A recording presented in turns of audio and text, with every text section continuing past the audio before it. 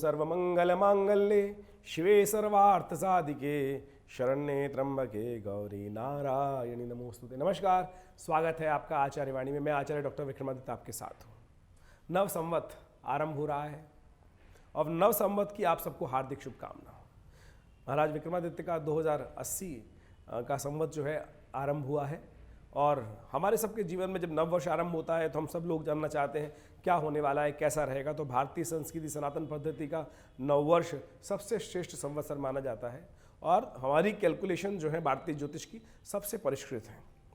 इस बार 2080 का जो संवत नव आरंभ हुआ है उसका नाम पिंगल नाम का संवत है और बड़े ही शुभ मुहूर्त में ये ग्रहों की गणना के अनुसार से बड़ा शुभ मुहूर्त बना हुआ है।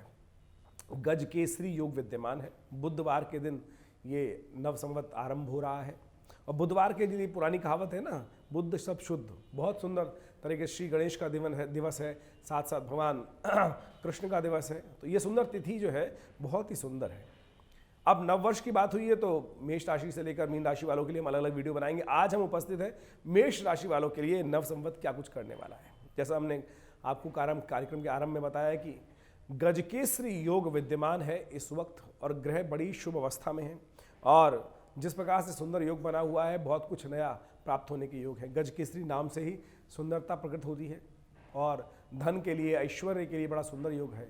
मेष राशि वालों के लिए बृहस्पति चंद्रमा के साथ संयुक्त होकर 12वें भाव में बैठकर स्वग्रही होकर बड़े सुंदर तरीके से ये मुहूर्त बना रहे हैं और शनि महाराज भी अपनी सबसे शुभ राशि में विद्यमान है और कई प्रकार के विचित्र प्रकार के जो ग्रहों के योगा योग बने हुए हैं वो दिखाते हैं कि इस वर्ष में इस संवत 2080 में आपके लिए बहुत कुछ अच्छी उन्नति के मार्ग बनने वाले। जैसा बृहस्पति स्वयं आप स्वग्रही विद्यमान है और बहुत जल्दी परिवर्तन करके आपके लग्न में प्रवेश करने वाले हैं। ये दिखाते हैं कि इस वर्ष आपको बहुत कुछ नया कार्य प्राप्त होने के योग बनेंगे। अभी तक बृहस्पति जहाँ चल रहे थे वो आपके 12वें भाव में थे, वहाँ कुछ ना कुछ सुख तो दे रहे थे लेकिन साथ साथ कुछ हानि और खर्चे बढ़ा रखे थे।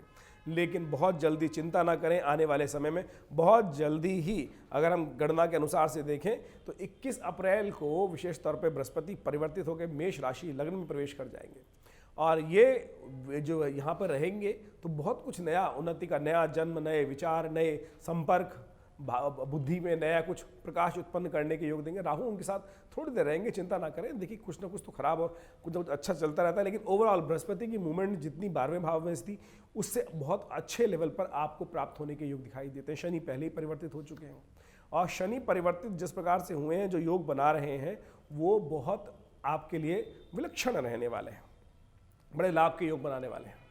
परंतु बृहस्पति में दृष्टि तो है, थोड़ी बहुत दिक्कतें आ सकती हैं लेकिन फिर भी ओवरऑल लाभ के संकेत मिल रहे हैं। बृहस्पति वहाँ बैठकर आपके सप्तम भाव को देखेंगे, व्यवसाय को देखेंगे, कई प्रकार से लाभ देंगे, आपके धर्म भाव को देखेंगे, आपके भाग्य को देखेंगे। ये सारे के सारे ग्रहों की गणना जो दिखाई दे रही है, बुद्धि पर परिवर्तन होकर देखेंगे तो ये दिखाते हैं कि बहुत अच्छे यानी उन्नति के योग बनते दिखाई दे रहे हैं, भाग्य से लाभ प्राप्ति के योग बन सकते हैं। ऐसे में आपको भी बड़े विचारों को सुदृढ़ रखते हुए आगे बढ़ने की आवश्यकता दिखाई देती है। शुरू में बृहस्पति 31 तारीख को, जैसे परिवर्तन नहीं हुआ है क्योंकि नया वर्ष आरंभ हुआ है और अभी नए वर्ष आरंभ होने के बाद 31 जो है मार्च को बृहस्पति थोड़े दिन के लिए अस्त हो जाएंगे लेकिन वो बहुत लंबे समय के लिए अस्त नहीं है। इसी अस्त के दौरान ही वो राशि परिवर्तन कर लेंगे। सूर्य के साथ रहते रहते भी ये 1 महीने का समय थोड़ा सा बृहस्पति का संघर्षपूर्ण हो सकता है लेकिन ओवरऑल देखा जाए तो बहुत कुछ लाभ प्राप्ति के योग बन रहे हैं। गज के जो साथ साथ बृहस्पति के साथ राहु का योग बनेगा। कई बार कहते हैं लोग गुरु चांडाल योग बन जाता है। ठीक है, बृहस्पति की शक्ति थोड़ी कम हो जाती है लेकिन वो भी राहु भी परिवर्तन की तरफ जाएंगे। अक्टूबर में राहु भी बदलकर 12वें भाव में चले जाएंगे। उसके बाद तो बृहस्पति को खुली छूट रहेगी और बहुत कुछ उन्नति का। लेकिन ओवरऑल देखा जाए तो गजकेसरी योग के साथ मेष राशि वालों के लिए ये नववर्ष आरंभ हो रहा है। बहुत कुछ उन्नति के योग बन रहे हैं लेकिन कुछ सावधानी भी आवश्यक है। जिद, किसी भी कार्य को लेकर, किसी भी समय को, समस्या को लेकर आप जिद पे ना अड़ें क्योंकि शनि महाराज आपके लग्न पर लगातार विद्यमान बुद्धि को देखते रहेंगे। बृहस्पति पर भी उनकी दृष्टि रहेगी तो बड़ी शांति के साथ, विचार के साथ, बुद्धि, जो बृहस्पति ग्रह है वो विचार के ग्रह हैं, बुद्धि के ग्रह हैं, सात्विकता के ग्रह हैं, पवित्रता के ग्रह हैं। तो वो जब शनि से दृष्ट हो जाते हैं तो शनि की जिद उन पर सवार हो सकती है आपकी बुद्धि के ऊपर। तो आपको इस बात का ध्यान रखना है कि किसी योग्य व्यक्ति की सलाह लेते हुए, धर्म में संलिप्त होते हुए कार्य करने की आवश्यकता है, तो बहुत कुछ आपको प्राप्त हो सकता है। आपके वर्चस्व में वृद्धि के योग ओवरऑल हमें दिखाई देते हैं। तो इस बात को हम केवल एक दो बातें छोड़कर सावधानी के साथ समझने का प्रयास करेंगे तो बहुत अच्छा रहेगा। एक, धर्मरथ। बृहस्पति और राहु की जो युति आधे साल के लिए करीब करीब अक्टूबर तक रहने वाली है आपके लग्न के अंदर, ये एक बात सीधी सी तरह से बताती है कि आपको धर्मरत रहते हुए कार्य करने की आवश्यकता है। धर्मरत रह के कार्य करेंगे तो बहुत कुछ आपके जीवन में कल्याण के योग बन सकते हैं। एक बात का और ध्यान रखिएगा, अपने पिता का पूर्ण सम्मान करने का प्रयास करें। हो सकता है मेष राशि वालों के लिए ये समस्या उत्पन्न हो जाए कि उनके पिता के साथ कोई वैचारिक मतभेद उत्पन्न हो जाए, वैचारिक खटपट शुरू हो जाए। तो ऐसे में इस बात का विशेष तौर पे ध्यान रखने की आवश्यकता है कि आपको अपने पिता का पूर्ण सम्मान, गुरुजन का पूर्ण सम्मान करने की आवश्यकता दिखाई देती है। उनके साथ काम करें ना करें वो बात अलग है, लेकिन बुद्धि से इस बात का ध्यान रखें कि बड़ों का, माँ जैसे परमात्मा का सम्मान सबसे पहले आवश्यक है, इसी प्रकार से माता पिता का सम्मान भी बहुत आवश्यक है। इस बात का विशेष तौर पर ध्यान रखें। कुछ भी ऐसा कार्य ना हो कि जिससे पिताजी के साथ आपकी कुछ अनबन खटपट होने के योग बने, लेकिन ओवरऑल दिखाई देता है कि आपके लिए उन्नति कारक योग बनते दिखाई दे रहे हैं। संतान के समय में थोड़ा सावधान रहने की ज़रूरत है।